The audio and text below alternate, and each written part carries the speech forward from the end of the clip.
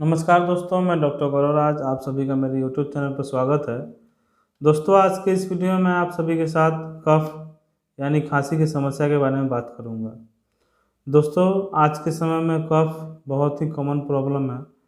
हर किसी को कभी ना कभी कफ की समस्या हुई है। हम हमेशा कभी ना कभी कफ की समस्या से जूझते ही रहते हैं। जब मौसम चेंज होता है या सर्दी गर्मी लग जाती है या बुखार हो जाती है तो उस समय कफ की समस्या होनी बहुत ही आम बात है। दोस्तों, कफ एक बहुत ही लंबा टॉपिक है, इसलिए मैंने इसे 2-3 पार्ट में बनाया है, जिसे मैं धीरे धीरे अपलोड करूँगा। आप अगले पार्ट को भी ज़रूर देखें। ये बहुत अधिक जानकारी वाली वीडियो होगी, जिससे आपको बहुत अधिक लाभ होगा। दोस्तों, आज के इस वीडियो में मैं आप सभी के साथ कफ के बारे में, कफ के कुछ मुख्य कारण के बारे में यानी कॉज के बारे में, कफ के किस किस प्रकार का कफ होता है यानी उसके टाइप के बारे में, और उससे कैसे बचा जाए इस बारे में बात करूंगा। दोस्तों, सबसे पहले हम ये जानते हैं कि कफ क्या होता है। जब हम सांस लेते हैं तो हमारे रेस्पिरेटरी ट्रैक में अगर किसी तरह का अनवांटेड चीज़ चला जाता है यानी डस्ट या माइक्रोब्स या फिर इरिटेंट पार्टिकल्स, जिस ऐसा चीज़ जो हमारे रेस्पिरेटरी ट्रैक में या लंग्स में नहीं जाना चाहिए, उसे बाहर निकालने के लिए हमारा शरीर कफिंग यानी खांसी के माध्यम से उसे हमारे शरीर से बाहर निकाल देता है। दोस्तों, अगर हमें दिन भर में 1 या 2 बार खांसी हो तो ये एक नॉर्मल बात है, इसमें कोई परेशान होने वाली बात नहीं है। लेकिन वहीं दोस्तों, अगर आपको दिन भर में लगातार काफ़ी बार खांसी हो तो ये परेशान होने वाली बात है, इसे सीरियसली लेना चाहिए। दोस्तों, खांसी, आइए अब हम खांसी के कुछ मुख्य कारण के बारे में जानते हैं, किस वजह से हमें खांसी की समस्या हो सकती है। सबसे कॉमन प्रॉब्लम है दोस्तों डस्ट। आज के समय में धूल धुएं से बहुत ही कॉमन प्रॉब्लम है, जिसके कारण आपको खांसी की समस्या हो सकती है। दोस्तों, सर्दी के कारण, बुखार लगने के कारण, या फिर जब हम मौसम चेंज होता है उस समय, या फिर आपको जब आप ठंड से गर्म में या गर्म से ठंड में एक बैग चले जाते हैं, उस समय खांसी की समस्या हो सकती है। एक्यूट ब्रोंकाइटिस या क्रोनिक ब्रोंकाइटिस में, टीबी में, ट्यूबरकुलोसिस में, अस्थमा में, सीओपीडी यानी क्रोनिक ऑब्स्ट्रक्टिव पल्मोनरी डिजीज़ में, हार्ट के प्रॉब्लम में, या फिर आप जब स्मोकिंग करते हैं उसके कारण, या फिर आप एलर्जिक हैं किसी चीज़ से, जैसे बहुत लोग परफ्यूम से या फूल से या फिर स्मेल से या फिर डस्ट से, बहुत सारी चीज़ों के से बहुत कोई एलर्जिक होता है, जिसके वजह से खांसी की समस्या होनी आम बात है। दोस्तों, बरसात में भीगने के कारण भी खांसी की समस्या हो सकती है। अस्थमा के कारण भी आपको खांसी की समस्या हो सकती है। दोस्तों, ये सब कुछ कॉमन कारण थे, यानी या फिर आप इसे कह सकते हैं मुख्य कारण थे, जिसकी वजह से आपको खांसी की समस्या हो सकती है। इसमें दोस्तों, बरसात में भीगने से या फिर वेदर चेंज होने के कारण, सर्दी लगने के कारण या बुखार होने के कारण, ये बहुत ही कॉमन कारण है, जिसके वजह से लगातार बार बार खांसी की समस्या हो सकती है।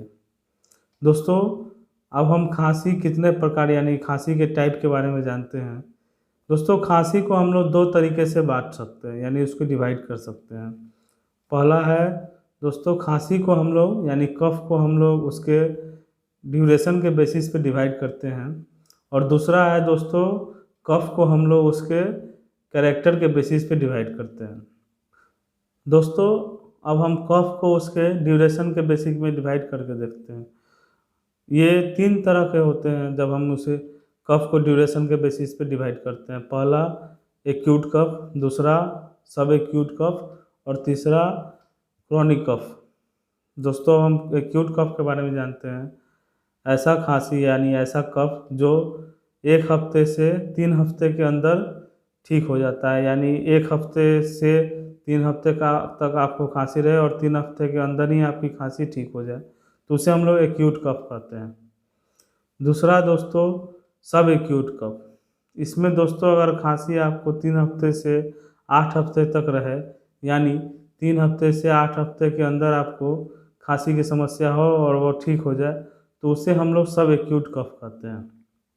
दोस्तों तीसरी होती है क्रॉनिक कफ। ऐसी खांसी जो 8 हफ्ते से अधिक लंबे समय तक रहे, उसे हम लोग क्रॉनिक कफ कहते हैं। दोस्तों अब हम एक्यूट कफ और सब एक्यूट कफ के कुछ लक्षण को जानते हैं, किस वजह से उसे हमें एक्यूट कफ और सब एक्यूट कफ की समस्या हो सकती है। दोस्तों सबसे कॉमन प्रॉब्लम है बरसात में भीगने से, सर्दी लगने से, बुखार होने के कारण, या एक्यूट ब्रोंकाइटिस के कारण, या अस्थमा के कारण, या फिर स्मोकिंग अगर करते हैं उसके कारण, या फिर डस्ट में या धूल धुएँ के कारण आपको एक्यूट या सब एक्यूट कफ की समस्या हो सकती है। दोस्तों अब हम क्रॉनिक कफ के कुछ मुख्य किस वजह से क्रॉनिक कफ की समस्या हो सकती है उस बारे में जानते हैं। दोस्तों अस्थमा में, क्रॉनिक ब्रोंकाइटिस में, सीओपीडी में यानी क्रॉनिक ऑब्स्ट्रक्टिव पल्मोनरी डिजीज़ के कारण, हार्ट प्रॉब्लम के कारण, लंग्स में कुछ प्रॉब्लम हो उसके कारण, या फिर स्मोकिंग के कारण, या आपको एलर्जी हो किसी ऐसे चीज़ से उसके कारण आपको क्रॉनिक कफ की समस्या हो सकती है। दोस्तों अब हम कफ को उसके कैरेक्टर के बेसिस पे डिवाइड करते हैं। इसके 4 टाइप होते हैं। पहला है ड्राई कफ, सेकेंड है वेट कफ यानी मॉइस्ट कफ, थर्ड है क्रोपी कफ और फोर्थ है वूपिंग कफ। इसे हम लोग पर्ट्यूसिस भी कहते हैं। दोस्तों अब हम लोग ड्राई कफ के बारे में जानते हैं।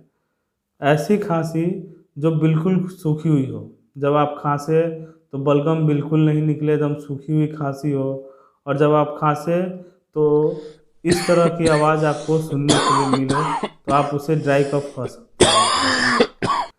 दोस्तों दूसरी खांसी होती है वेट कफ यानी मॉइस्ट कफ, हम इसे मॉइस्ट कफ भी कह सकते हैं।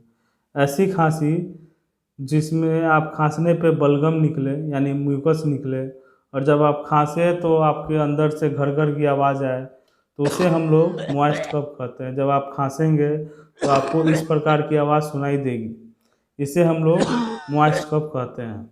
दोस्तों थर्ड है आपको वूपिंग कफ, इसे हम लोग पर्ट्यूसिस भी कहते हैं।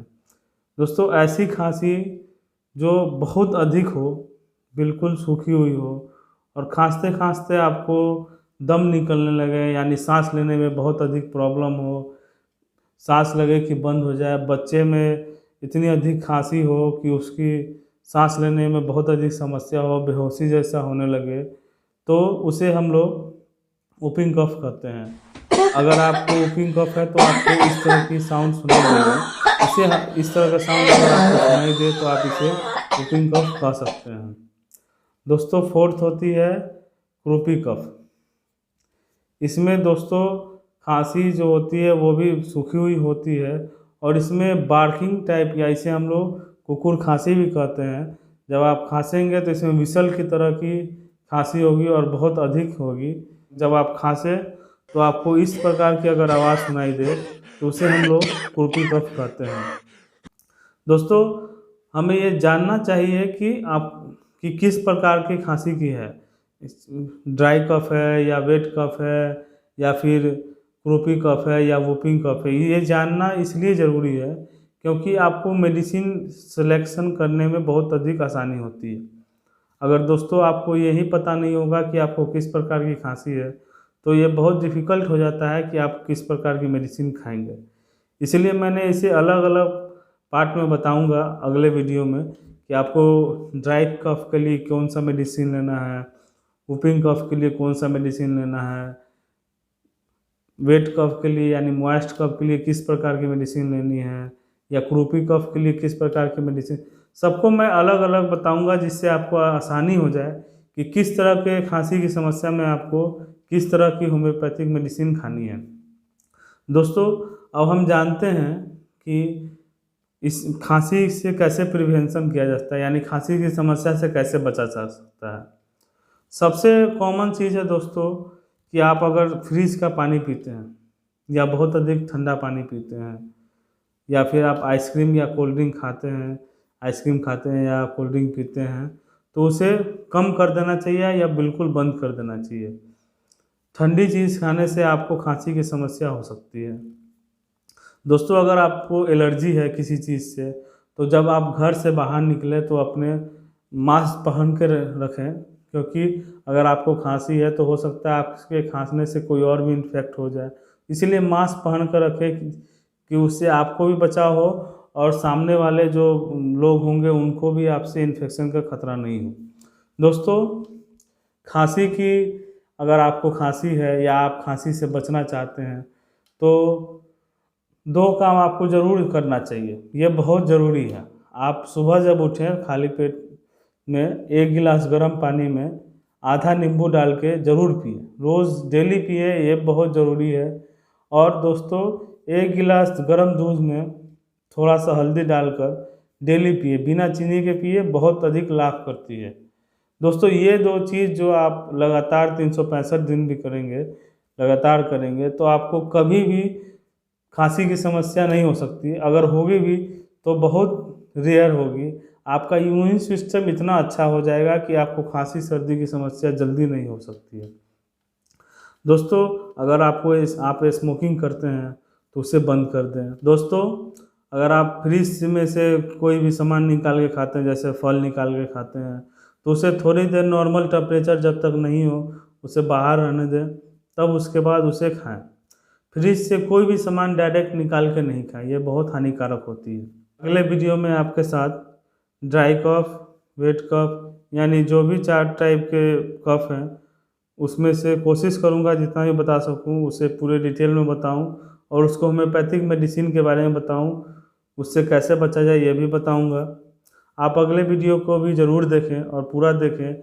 इसमें अगर आप उसे देखते हैं तो आप अपने कफ की समस्या को पहचान पाएंगे कि आपको किस प्रकार की कफ की समस्या है और किस प्रकार की मेडिसिन खाने से आपको ड्राई कफ है कि वेट कफ है या फिर क्रूपी कफ है या वूपिंग कफ है, आप पहचान लेंगे तो उस अनुसार आप मेडिसिन सेलेक्ट करके आप खा सकते हैं। दोस्तों, अगर आपको ये वीडियो पसंद आई तो प्लीज़ इसे लाइक करें, शेयर करें, कमेंट करें और प्लीज़ मेरे चैनल को सब्सक्राइब करें। अंत में यही कहूँगा कि आप सभी खुश रहें, स्वस्थ रहें। जय हिंद, जय भारत, धन्यवाद।